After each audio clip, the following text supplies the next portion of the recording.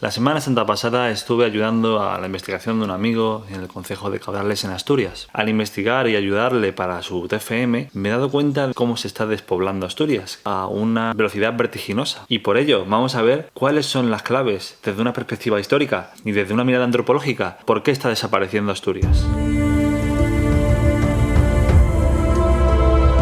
Durante la investigación tuvimos varias personas que nos daban esa información que necesitábamos para la investigación, y uno fue un ganadero que nos habló que él pastoreaba las vacas por los caminos y los puentes para poder llevarlos a los puertos e incluso permanecer allí en las temporadas de verano, pero que esto ya no era posible porque los caminos están desapareciendo y los puentes han desaparecido también. Este ejemplo del ganadero es un síntoma de lo que está pasando en Asturias, de que sufre una sangría progresiva de pérdida de población, de la misma forma que otras comunidades que son periféricas en España. Como podemos observar en este mapa, de 2018 se pierde anualmente población. Como vemos en toda la periferia asturiana, se ve que tiene 25 o hasta 100 habitantes por kilómetro cuadrado. Y esta situación que podemos ver en todos los concejos es un completo desastre, ya que en todas las parroquias tienen una población muy envejecida y que no nacen niños. Nos podemos ir también a este mapa de 2019-2020 y vemos de nuevo cómo la periferia sigue sufriendo una pérdida de población, a excepción de algunas, pero que en general podemos observar cómo Asturias, y son datos de macrodatos.com, ha perdido en los últimos 6 años 24.556 habitantes. Al final,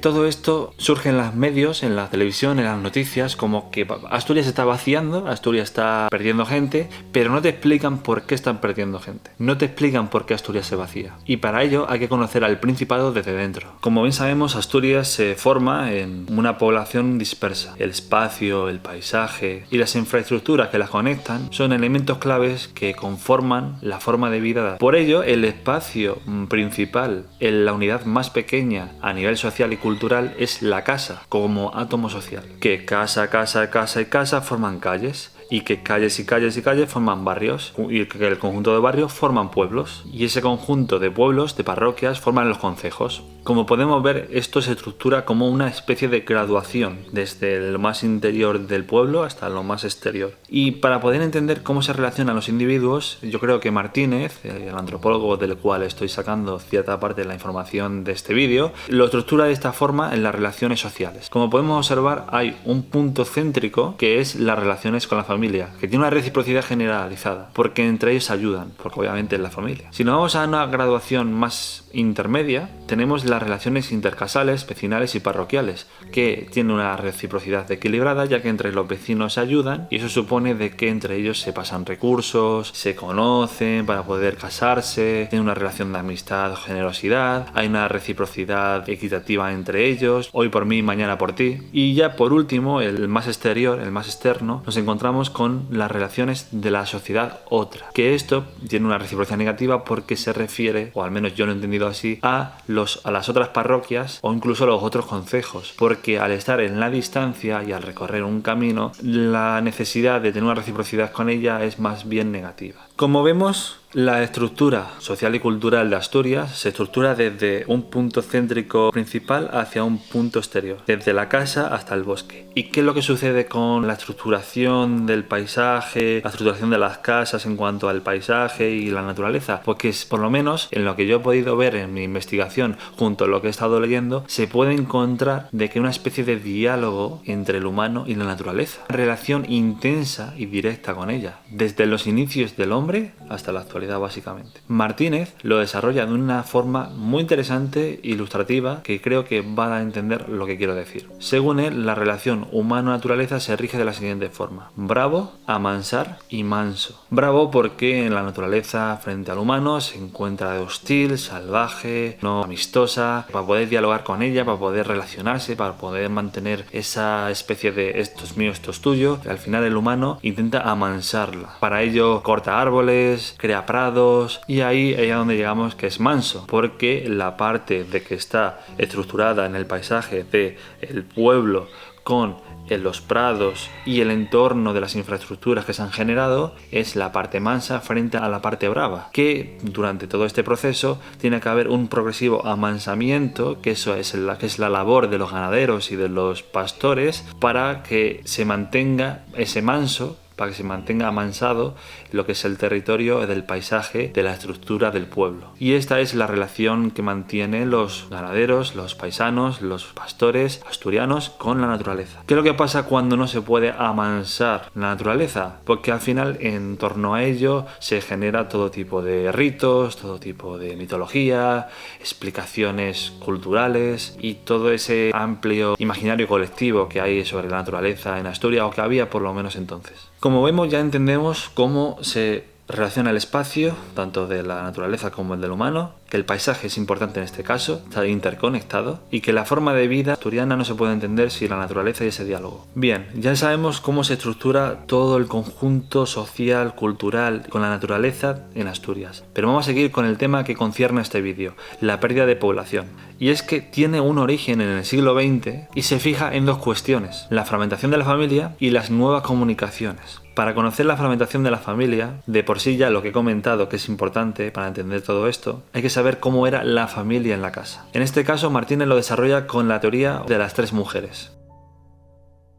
La familia asturiana, como el resto de las familias españolas, es patrilocal, o era patrilocal. Es decir, que la mujer, una vez que se casaba con el hombre, iba a vivir a la casa del hombre con sus padres, sus hermanos y quienes viviesen en la casa. Sin embargo, su importancia como nuera, su importancia como futura madre de los hijos que tenga esa casa, con el primer hijo de la casa, queda relegada a un segundo plano, ya que en esta configuración de las tres mujeres, la importante, la mujer que tenía el respeto y el conocimiento era la ama, lo que él llama la ama, la mujer mayor, la abuela, porque esta es la que tiene más respeto en la unidad familiar y que transmite la cultura. En tal caso, vemos que la mujer más mayor es la que soporta a la familia cultural y socialmente. La nuera es la que asegura la trascendencia y la niña asegura el cambio y la continuación del futuro. En esta configuración familiar, tanto la nuera como los hijos solteros, los hijos menores de la familia a la que la nuera ha llegado a su casa, quedaban completamente desprotegidos dentro de esta estructura, ya que no tenían ni la herencia de la casa ni la posibilidad de casarse y formar una familia, ya que los hijos menores, los hijos solteros, que lo llamaban los solterones, no tenían ni la capacidad de tener la casa, que ya se queda el hijo mayor, y prácticamente no puede fundar una familia porque no tiene ese patrimonio que le protege. Y en tal caso, que tuviese la suerte de que fuese una hija primeriza la que tuviese la otra familia, en la cual le daría la inversa a dicha estructura, no sería posible de que se formase esa familia ni que diese continuidad a esa familia. Por lo tanto, al final, ese hijo menor, ese soltero, se quedaba a los cargos de las personas mayores, los hijos, como si fuese una madre más.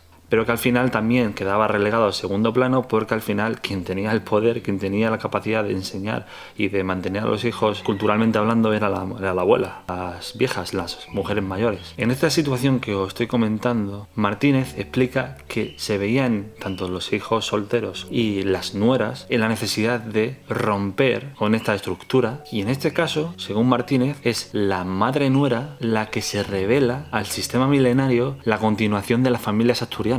Pero es más complejo. La madre nuera fue un elemento más en esta fragmentación de la familia, porque primero comenzó con la escuela. Cuando la escuela llegó a Asturias, especialmente en los años 60, la ama, la señora mayor de la familia, que transmitía la cultura, que enculturizaba a los hijos de las madres, quedaba relegada a un segundo plano, y era la escuela la que tomaba la enseñanza a los hijos menores. Las viejas, las mujeres mayores, al final llevaban a los nietos o a los nietos de los vecinos junto con ellas a los puertos, a los prados, pues los cuidaban, les enseñaban cómo se hacía el queso, les enseñaban la mitología del momento, les enseñaban cómo era la forma de vida. Y es curioso porque uno de los informantes que tuvimos en esta investigación que hicimos nos comentaba cómo ellos, sin ser conscientes, al final repetían e imitaban a las mujeres mayores. Y es que eso es la transmisión de la cultura de las mujeres, las amas, hacia los niños, y esta finalidad, esta funcionalidad que tenían queda relegada a un segundo plano. Ya no se enseñan la vida rural, ni los mitos, ni los saberes antiguos, y ahora es la escuela quien toma ese papel de enseñanza, rompe con el enculturamiento y procede al aculturamiento. Y esto, junto a que las comunicaciones en carretera fueron mejorando y el acceso al Principado cada vez era mayor, llegaban turistas, comerciantes, asentaban supermercados, y había un interés mayor por parte de los paisanos de Asturias de conocer esas cosas procedentes del exterior. Estos contactos con los forasteros, con la comunidad, la escuela, las nuevas comunicaciones, hace pensar a las madres si realmente merece la pena seguir esa continuidad familiar y que sus hijos sigan el curso tradicional de la vida rural en Asturias. Se preocupan por formar a sus hijos, especialmente las niñas, y junto con la aparición del mercado laboral femenino en España y las mujeres se introducen en la formación para acabar trabajando, abren esa puerta que las madres estaban esperando para sus hijas y que puedan escapar de la vida rural y que establezcan una vida neolocal, es decir, de que son ellas las que eligen dónde vivir y con quién vivir, que las madres en un principio no tuvieron esa elección. Una vida que a muchas le hubieran gustado entablar y que reflejan dicho deseo en sus hijas. No tiene que ser esto en todos los casos, pero sí de manera general por lo que se aprecia en el artículo, según la investigación que hizo el antropólogo. Esta forma de las madres que al querer empujar a sus hijos fuera del mundo rural, no solo fragmentan la unidad familiar, sino todo lo que está estructurado en torno a las parroquias en Asturias. La subsistencia que dependían en antaño, cuando se hacían sus propios panes, sus propios quesos, recogían sus frutas, sus frutos secos, que se servían de los campos y de los intercambios vecinales, que se iban a pastorear y quedaban en los puertos durante meses en las estaciones de verano, llevan a las familias a simplemente ser productores de panes para venderlos y obtener el dinero, haciéndoles dependientes de comprar en los supermercados, que se instalaban en las parroquias y en los concejos. Entonces, cuando desaparecen, sobre todo las niñas, desaparecen las mujeres, los pueblos con el paso del tiempo se van llenando de solteros. Y si se van llenando de solteros y no se puede formar una familia, los linajes familiares, los linajes estructurales de la familia se rompen. No hay mujeres para ser ofrecidas para el casamiento y sin matrimonios no hay hijos. Y sin hijos no hay gente. Si no se puede configurar el matrimonio, no se puede ceder el patrimonio, lo que da lugar a que los prados desaparezcan y sean absorbidos por el bosque, que las casas acaben abandonadas y como son de madera y más perecederas acaben destruidas, y como los agricultores y los ganaderos desaparecen y no establecen ese diálogo con la naturaleza, sus funciones que desempeñan el control del bosque termina, el bosque avanza y se vuelve bravo. Los caminos y los puentes no son utilizados, desaparecen y son absorbidos, y ante su nula necesidad los devora el bosque. Los constantes fuegos que podemos observar como el último mes amenazan los bosques y al amenazar los bosques también amenazan los pueblos porque los bosques se comen al pueblo. La ganadería y la cacería tradicional, al estar formados solo por gente mayor, desaparece y se pierde ese conocimiento. Y finalmente las parroquias se vacían y se transforman en bosques. Esto es desolador y el panorama que nos deja Martínez, con los datos que ha recogido junto a otros artículos, nos muestra esta realidad asturiana. Y la interpretación que yo puedo sacar de ello no es lo que suelen comentar muchos de que la globalización que está acabando con las culturas y las tradiciones, porque esto es un resultado a nivel nacional de las transformaciones que ha tenido España a mediados del siglo XX especialmente, y que ha logrado comunicar mejor al Principado de Asturias con el resto de España. Y esta situación es lógico que las madres quieran escapar de una estructura familiar que las oprime, quiera buscar una vida mejor para sus hijas y que se desarrollen como ellas no pudieron. Y no deja de ser esto un deseo proyectado de las madres en las hijas. Es más, la globalización en este caso ha evitado que se vaciase, al menos por ejemplo el concejo de Cabrales, a un ritmo más frenético del que ya era. Porque gracias a la globalización hay turistas que van a hacer la ruta del Cares y hay compradores del queso de Cabrales, que por los que nos comentaron allí los locales, la mayoría van a Estados Unidos. Tanto los turistas van generando riqueza con las montañas y naturaleza y la exportación del queso de Cabrales va generando riquezas en cuanto a la ganadería y a la quesería.